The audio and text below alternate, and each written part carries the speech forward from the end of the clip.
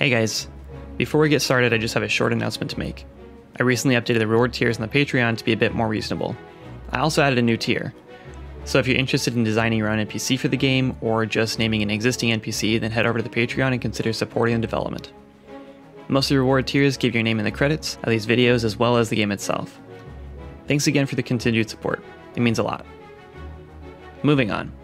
This week's devlog is going to be a bit different. It's more of a breakdown than a devlog. It'll still cover the dev process, so I'm going to pretend it fits the bill. It's all about the art of Swords and Magic.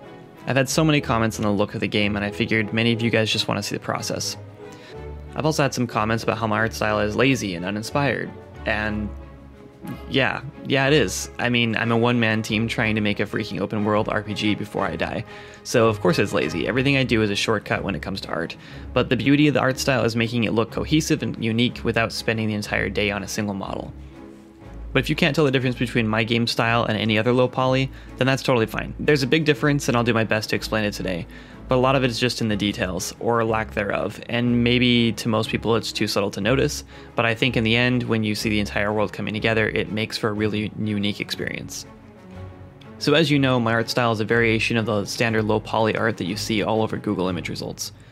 And at one point I really loved these low poly renders you see everywhere. But when I started this project, I made a few art choices that sent me in a different direction. And I'm glad I did, because that style has been used thousands of times now, and I'd really like if my game looked at least a bit unique. I didn't want a bunch of decimated meshes, first of all. I think simply decimating a mesh is just kind of a lazy approach, and that method isn't really meant for final art. It's meant for quickly reducing the poly count in a methodical way for use in baking environmental art, or just exporting reasonable poly counts from a sculpting program into a hard surface program for retopology. But to use a decimated mesh in a low poly game felt kind of cheap to me, especially considering my background in art and my potential to do so much more. So what do I actually think sets my art style apart from the standard low poly games? Probably implied detail and ambient occlusion. Implied detail is basically just adding enough change in geometry to create the subtle hint that there's something more to the object. The easiest way to demonstrate this is in wood or stone in my game. Stone is usually very rough with chips and cracks all over, but I just focus on the big details to imply that it's an imperfect organic object, then I use a simple color to do the rest for me. Ambient occlusion is the absence of light in hard-to-reach crevices or corners. This is a natural occurrence in real life, and in my game I amplify the effect a lot to help ground the objects in the game while giving the game just kind of a softer, cleaner look.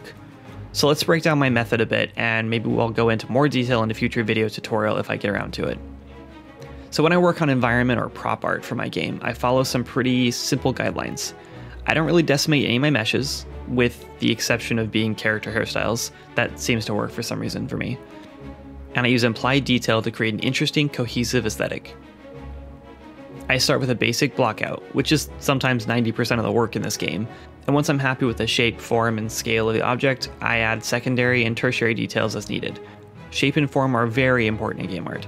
If your art is looking a bit mismatched or patchy, it's likely due to some objects being very narrow or thin, and others being chunkier. Or it could be because of polygon density. Polygon density is another really important thing. It's something I keep in mind with every object I make. I have a few exceptions to this, but for the most part I try to stay within a certain guideline. Density is how many polygon faces there are in a given object. So what this means is that if you model a rock and it has 400 faces, for example, and then you model a tree and it has 2400 faces, your tree had better be around 6 times larger than your rock to keep that density cohesive. This matters because if one object is extremely detailed and is very high poly, but the rest of your game isn't, it'll really make those objects feel odd to the player and stand out. And while sometimes a set piece or hero prop are fine to add a bit of extra detail or polish to get them to stand out, you don't normally want this mismatch, especially in low poly art. I put a bit of extra detail into more powerful weapons in the game to give them a cooler look, but I'm very careful about doing this. I normally bring a completed model into the scene to reference for detail and scale as I'm making anything new to be sure that they still match.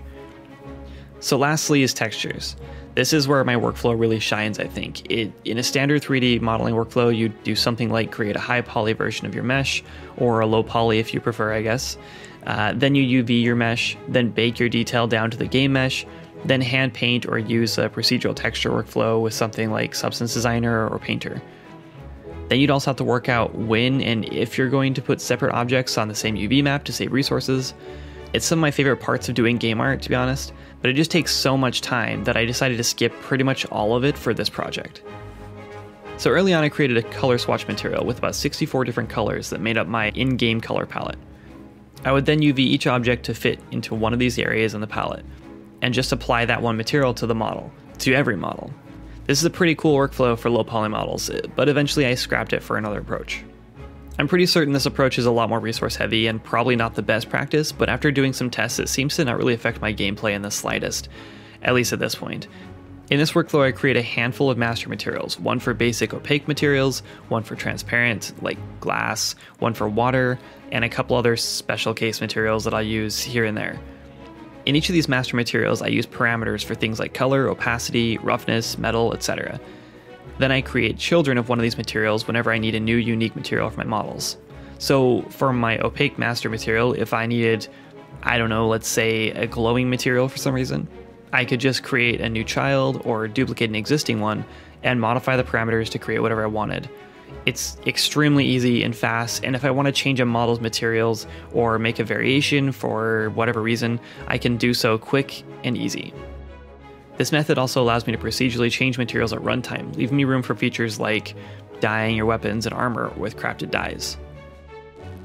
This is essentially the method I use for all the models in the game, until it comes to characters and creatures. Early on I decided that painting every model would be a huge time sink, but I had to add detail onto the character in some way, so I decided I would continue to paint characters and creatures. This means I can't just slap an auto UV on my characters, and I have to actually spend time UVing them the right way. But I think it's well worth the time because it gives me the ability to do some really cool stuff. To keep the style consistent, I use vector art and mostly simple shapes when painting clothes, armor, and creature details. I didn't want a hand-painted feel because the detail would seem odd compared to the rest of the game world. Breaking down the art in the game like this is actually kind of baffling me if I'm being honest.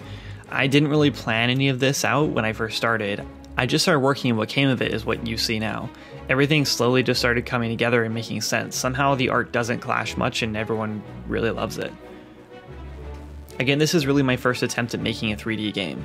I do have a degree in game art, but in school we were never really taught how to create cohesive sets of models. We were basically only given the fundamentals of modeling. So to see this world coming to life now and hearing how much everyone likes the aesthetic is just crazy to me. I'm just really glad most of you guys like it. And speaking of all the overwhelming comments in the game, I'm currently suffering from some major imposter syndrome with all this attention. I know my game is pretty interesting and I know it has a certain level of quality, but at the end of the day, I'm just a nobody solo dev who has no idea what he's doing. I'm slowly getting over this and I'm keep reminding myself that that's alright and that I should just keep doing what I'm doing because I love it, not because I have thousands of people waiting for it. But it's still a tough pill to swallow, you know? Because of that, I've been having some pretty heavy creative blocks as well last week. I have a lot of unfinished features, broken systems, and just a slew of bugs, some minor and some completely game-breaking. But I've got so much to do that I've sort of just frozen up lately. So to try to get out of this, I started a hack and plan board, and I've been outlining the core features of the game and everything I've planned for it. I'm hoping that with a bit of organization, I can find my way out of this maze and figure out what I really need to work on first. In other news, I recently took some of your advice, and I'm allowing an animator to help me do some custom animation work for the game. Currently he's working on a mount, and I think he might have actually started working on some animations for the new Truffle Behemoth boss. If you've been watching the live streams, you know that we're nearing the last few rooms of the first major dungeon in the game, the Sunken Tower. Some of the lore has finally come together for it, and I'm really excited. I get most of my best ideas while chatting with viewers on stream, so I implore you guys to come hang out and pitch your ideas and comments and concerns live in chat. Thanks for watching, and thanks to my patrons for their continued support. I couldn't make this game without them. And a huge shout out to my mod team. They've taken this burst in viewership like true professionals, and I seriously appreciate everything they do for me and the community. See you guys next time. Bye.